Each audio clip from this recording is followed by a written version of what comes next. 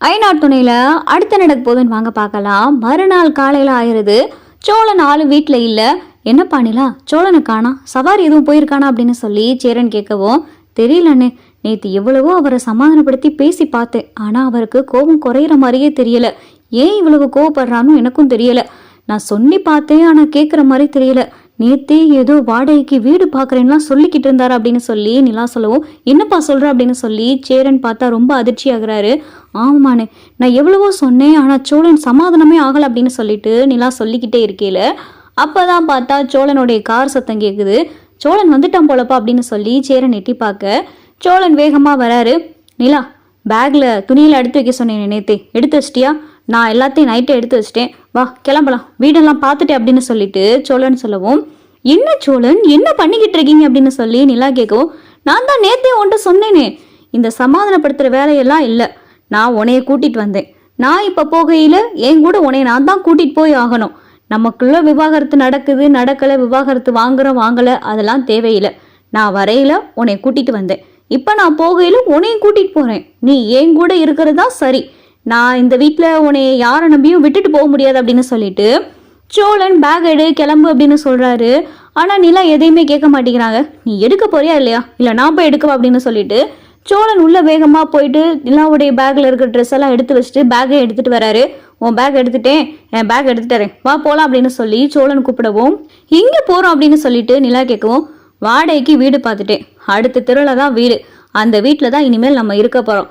சமைக்கிறது, சாப்பிட்றது, தூங்குறது, குளிக்கிறதுன்னு சொல்லிட்டு அந்த வீட்டில் தான் இனிமேல் நம்ம இருக்க போகிறோம். நம்ம 2 பேர் மட்டும்தான் அந்த வீட்டில் இருக்க போகிறோம் அப்படின்னு சொல்லி சோழன் சொல்லவும், டே சோழா என்னடா பண்ணிக்கிட்டு இருக்க அப்படின்னு சொல்லி பாண்டி சொல்லவும், டே போதும்டா போதும், உங்களெல்லாம் நம்பின வரைய போதும்டா சாமி, அப்பா விட்டுருங்கடா சாமி அப்படின்னு சொல்லிட்டு சோழன் கையெடுத்து கும்பிடவும், டே சோழா நாங்கள் பண்ணது தப்பு தாண்டா, மன்னிச்சிருடா அப்படின்னு சொல்லி பாண்டி கேட்கவும், போதும், உங்கள் மன்னிப்பும் வேண்டாம் ஒன்றும் வேண்டாம், பட்ட வரைய போதும், நான் இதோட கிளம்புறேன் அப்படின்னு சொல்லிட்டு நிலாவை கையை பிடிச்சி சோழன் கூட்டிட்டு போறாரு. நிலா திரும்பி திரும்பி பார்க்குறாங்க. ஆனால் எதையுமே பார்த்தா சோழன் கேட்குற மாதிரி தெரியல.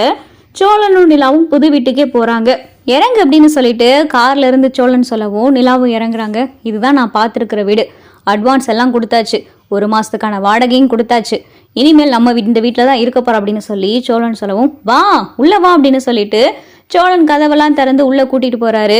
நீ இந்த ரூமில் இருந்துக்க, நான் இந்த ரூமில் இருந்துக்கிறேன், எப்பயும் போலதான் அந்த வீட்டில் எப்படி இருந்தோமோ அதே மாதிரி தான் இந்த வீட்டில் இருக்க போகிறோம். என்ன, அந்த வீட்டில் எல்லாரும் ஒன்றா இருந்தோம், இந்த வீட்டில் நம்ம மட்டும் இருக்க போகிறோம் அப்படின்னு சொல்லி சோழன் சொல்லவும், சோழன் இருந்தாலும் நீங்கள் இப்போ பண்ணுறது ரொம்ப ஓவர் அப்படின்னு சொல்லிட்டு நிலா சொல்லவும், என்ன ஓவரு, போதும், இதுக்கும் மேலே ஒரு அண்ணன் தம்பிக்கிட்ட இவ்வளவு அசிங்கப்பட என்னால் முடியாது, போதும் அப்படின்னு சொல்லி சோழன் சொல்லவும், ஏன் இதுக்கு முன்னாடி சேரண்ணே உங்களை அடித்தது கிடையாதா, பாண்டி உங்களை திட்டினது கிடையாதா அப்படின்னு சொல்லிட்டு நிலா சொல்லவும், அதெல்லாம் இதுக்கு முன்னாடி, ஆனால் கல்யாணத்துக்கு அப்புறம் நான் திருந்திட்டேன்னு சொன்னதுக்கு அப்புறம் ஒரு 10 பேர் மத்தியில் முன்ன பின்ன தெரியாதவங்களுக்கு முன்னாடி என்னைய போட்டு அடித்து என் மேலே நம்பிக்கை இல்லாமல் நான் சொன்ன வார்த்தையை நம்பாமல் என்னைய கஷ்டப்படுத்தையில் இதுக்கும் மேலே என்னால் எப்படி அவங்க முகத்தை பார்த்துட்டு இருக்க முடியும், போதும், இப்போ தட்டிக்கு இங்கே நான் இருக்கிறதா எனக்கு சரி அப்படின்னு சொல்லிட்டு சோழன் பாட்டுக்கு உள்ளே போயிடறாரு.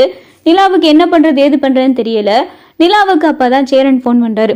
என்னப்பா எங்கேப்பா இருக்கீங்க அப்படின்னு சொல்லிட்டு சேரன் கேட்கவும், அண்ணே இங்கே தானே, அடுத்த தெரு தான், நம்ம இருக்கிற ஏரியாவிலேருந்து அடுத்த ஏரியா தான், அங்கே தான் ஒரு வீடு வாடகைக்கு பார்த்துருக்காரு, அந்த வீட்டுக்குள்ளே தான் இப்போ வந்திருக்கோம், இங்கே ஜாமா என்ன ஏது இருக்குன்னு எனக்கும் தெரியல, அவர் படுக்க சோழன் சொல்கிறதே சொல்லிக்கிட்டு இருக்காரு, நான் சொன்னாலும் கேட்க மாட்டேங்கிறார் அப்படின்னு சொல்லி நிலா சொல்லவும், நான் இங்கே வரேன்ப்பா, அவன் காலில் கையில் விழுந்தாது நான் அவனை கூட்டிகிட்டு வந்துடுறேன் அப்படின்னு சொல்லிட்டு சேரன், பாண்டி, பல்லவன், நடேசன் எல்லாரும் கிளம்பி இங்கே சோழன் வீட்டுக்கு வராங்க. டே சோழா நான் செஞ்சது தப்பு தாண்டா, உன் காலில் விழுந்து கேட்குறேன்டா அப்படின்னு சொல்லிட்டு சேரன் பார்த்தா சோழனுடைய காலில் விழுக போயில, அண்ணே என்ன நீ செஞ்சுக்கிட்டு இருக்க அப்படின்னு சொல்லிட்டு சோழன் சொல்லவும், ப்ளீஸ்டா வாடா, நான் செஞ்சது தப்பு தாண்டா, நீ தாண்டா சொல்லுவேன், நம்ம எல்லாரும் எப்பயும் போல ஒன்றா இருக்குன்னு, இப்போ நீ எங்களெல்லாம் விட்டுட்டு தனியாக வந்திருக்கியடா அப்படின்னு சொல்லிட்டு சேரன் சொல்லையில அப்போ தான் நடேசனுக்கு ஒரு விஷயம் புரியுது.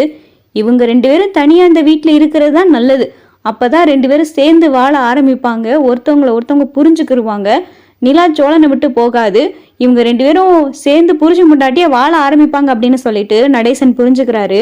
டேய் விர்ரா, எதுக்கு அவனை போட்டு கெஞ்சிக்கிட்டு இருக்க, என்ன இங்கே தானே தங்கி இருக்கியா, அந்த ஏரியாவிலேருந்து இந்த ஏரியாவுக்கு தானே வந்திருக்கியா, என்ன அந்த வீடை விட இந்த வீடு நல்லா தான் இருக்கு, அந்த பிள்ளை அங்கே இருந்ததை விட இங்கே நல்லா தான் இருக்கும், என்ன வெளிநாடா போயிட்டியா பார்க்க முடியாதுன்றதுக்காக, அடுத்த ஏரியா தானே, ஒரு 8 வானா வரப்போறேன், மற்றபடி உன் மேல இருந்த கோவம் இருந்துட்டு போகுது, 2 பேரும் இங்கே தானே இருக்காங்க, இருந்துட்டு போறாங்க, வாங்கடா அப்படின்னு சொல்லி நடேசன், சேரன், பாண்டி, பல்லவன் 3 பேர்த்தையும் கூப்பிடவும், வாடா வா போலாம் அப்படின்னு சொல்லி நடேசன் எல்லாத்தையும் கூட்டிட்டு போயிடாரு. போங்க முதல் அப்படின்னு சொல்லிட்டு சோழன், நிலா வீட்டில் சமைக்கிறதுக்கு தேவையான எதுவும் இல்லை, நான் போயிட்டு இங்கே தேவையான பாத்திரம், அப்புறம் சமைக்கிறதுக்கு தேவையான காய்கறி இதெல்லாம் நான் வாங்கிட்டு வந்துடுறேன், நீ ஏதாவது உனக்கு தெரிஞ்சதை சமைச்சு வை, அப்படி இல்லைன்னா நம்ம ஆர்டர் கூட போட்டுக்கிறோம் அப்படின்னு சொல்லிட்டு சோழன் சொல்லவும், சோழன் வேணாம் சோழன் வாங்க இங்கே போகலாம், அந்த வீட்டுக்கு போகலாம் அப்படின்னு சொல்லிட்டு நிலா கூப்பிடவும், இங்கே பாரு நிலா, நீ என்னை மதிக்கிற, என் வார்த்தைக்கு நீ உரிமை கொடுக்குற, நீ என்னை என்ன வேணாலும் நினச்சிட்டு போ, தயவு செஞ்சு என்னோட இந்த ஃபீலிங்ஸ்க்கு மட்டும் கொஞ்சமாவது மரியாதை கொடு நிலா அப்படின்னு சொன்னதும்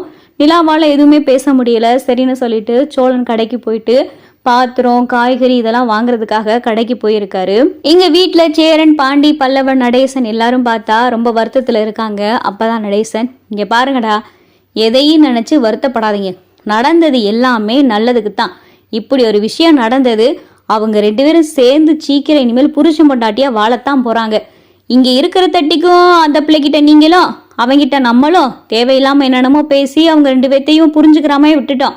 இப்ப கடவுளா பார்த்து ஒரு வாய்ப்பை கொடுத்துருக்காரு.